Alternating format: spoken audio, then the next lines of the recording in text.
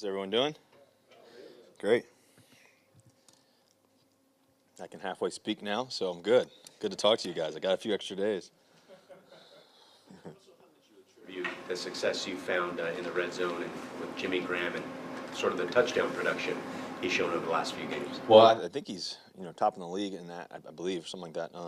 But he's just he's Jimmy Graham. He's great. He's making great plays and he's doing his thing. He's finding a way to get into the end zone, and we're trusting with that. And we have a lot of great players making a lot of great plays, and that's the truth. I think with our offense right now. Guys are really catching the ball at a high level and making crazy plays because that's what they do every day. And from the receivers to the tight ends, and even the running backs, they're doing a great job. Are you surprised the attention or hubbub? Surprised about what? Sorry. The concussion protocol issue and you going back to play and all that. Are you surprised at the attention that's gotten? Yeah, I think that. The league's got to do what they got to do, and obviously it's really important for player safety and everything like that. I was completely fine, just my jaw got busted up pretty good, as you guys can see. But we're cooperating and doing everything we can to make sure that we do it the right way. That's how we always try to do it, and so that's all. What did Anderson tell you when to send you off the field? That's a whole bunch of stuff we got that we talk. Walt did a good job. Everything was fine, and so we'll talk about that with the league and stuff like that. You said your jaw got busted up. Did you actually have a fracture in your jaw? No, I didn't. I got images and everything like that. Sure enough, I was lucky. I was pretty close. The doctor was like, "Man, any harder, you probably had to wire your mouth shut." So that was a good thing that didn't happen. You were wearing some sort of mouth guard. It seemed like you posted a video that yeah, I had to wear this basically like a splint almost. Basically a hard mouth guard. Which would reset my jaw a little bit and make me feel good again and speak to you guys again. How many days did you wear that? Well, a few days really. Basically the game was on Thursday, so Friday, Saturday, Sunday, Monday. I was pretty sore, and then tons of ice and treatment and all that. So I feel good now. Milkshakes and liquid diet. Yeah, the first 2 days, really the first 2.5, 3 days, I couldn't really eat anything. Just doing smoothies and all that kind of stuff. Was it hard? You said it was hard to talk to. Yeah, it was very hard to talk. Yeah, it hurt pretty good. How's it doing now? I'm good. I'm fine. It's good, and like I said, I got tons of meds and everything else, so I'm good now. Have you ever had anything like that before, or taken a hit like that before? Not to my jaw. No, I'm taking a couple of hits, but it just kind of, like I said, it kind of reset my jaw. I had to reset it again, and I'm good to go. Maybe talking on the side of my mouth for the rest of the year, but I'll be all right.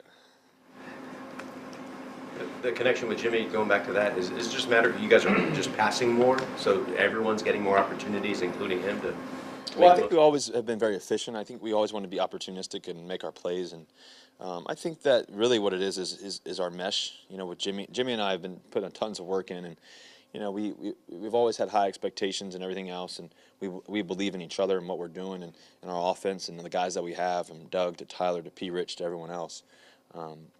And so for us, it's all the hard work just paying off, all the hard work in the off season, all the hard work right now, even during season, and great things happen when you put the work in. And so, we still got ways to go. We're excited about where we are right now, but in terms of clicking and everything else and the chemistry, but we still got a lot more things we want to accomplish and things we want to do, and it's one play at a time, over and over again. What do you see out of the Atlanta defense? You've obviously played them a couple times in the last year, but what are they doing right now? Well, their defense looks great. I mean, really, they're coached really well. Coach Quinn and Marquand really have those guys coached up really well. They're playing fast. They got a lot of fast guys. I mean, you think about the corners, they're really running well. They think about the linebackers run well, and the defensive linemen even too.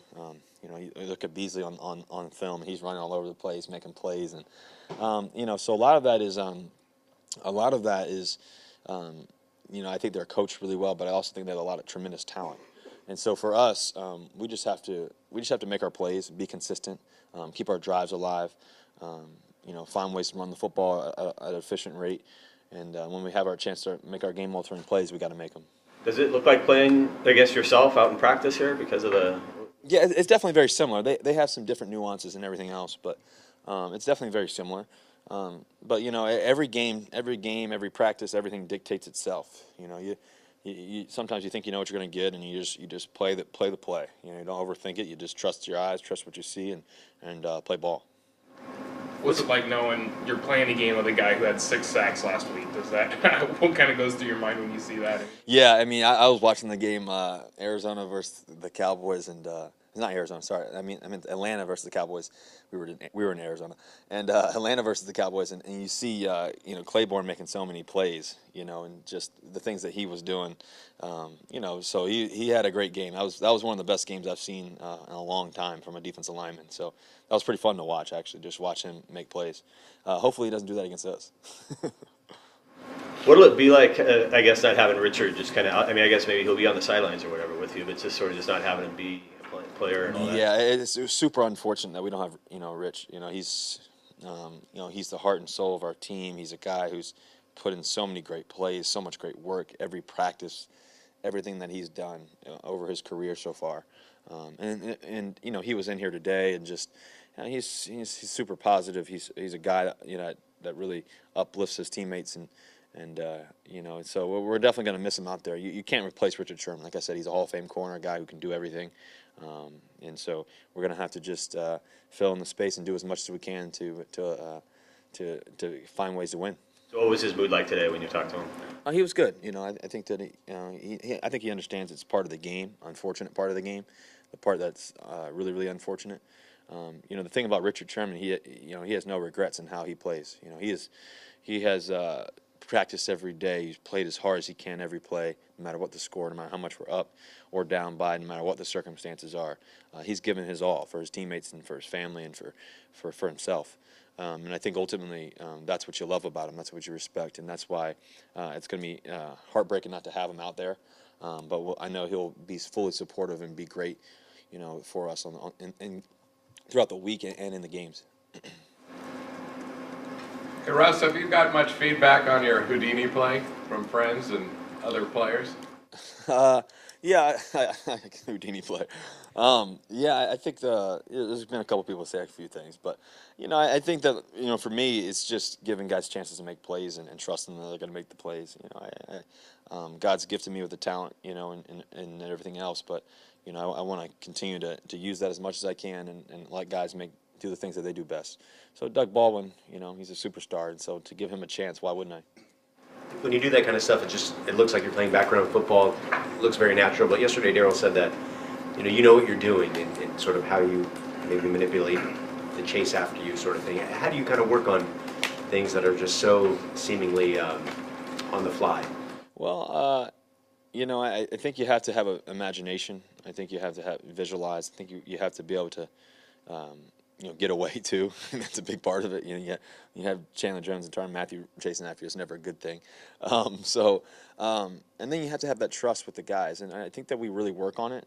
Do I work on that play in particular, spinning out and everything else? A little bit, I do. I can't say I don't. I work on it, at times. But I think a lot of it's just knowing spatially where everyone is, and knowing where they're going, what they're trying to do, and at the end of the day, trying to keep plays alive. Trying to find ways to win. They added Mike Davis to the running back mix. What have you kind of gotten to know about Mike? Yeah, Mike looks great. He's had a great week of practice. He's, he can do everything you want him to do. He's very, very confident. He's played before. He's calm as can be. He's gonna do a great job for us. Anything else?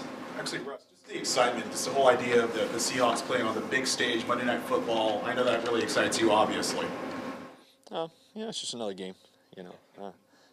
Every game's a good game. Every game's exciting. But I think for us, I thank God every day I get to play the game.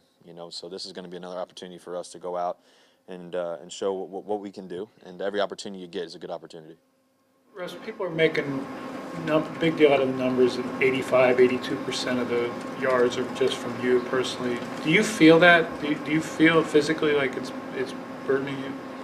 Is what? Is it burdening you? Yeah. No, not at all. I think we got to do what we got to do to win. I think that's what I'm here for is to help our team win, and that's what every player is here for, and that's what we're trying to do. It's really about us and us finding ways to win. And I think it's definitely not me. It's a lot of guys making a lot of plays and doing special things, and defense playing great, and guys playing tough as nails, and just believing. A lot of it's a lot of belief and a lot of hard work. It's really not complicated. And so, yes, God's gifted me with talent, but at the end of the day, it's a lot of guys making a lot of great plays too as well, and believing in that and believing in each other, and having no fear. Anything else? Thank you guys. Go Hawks.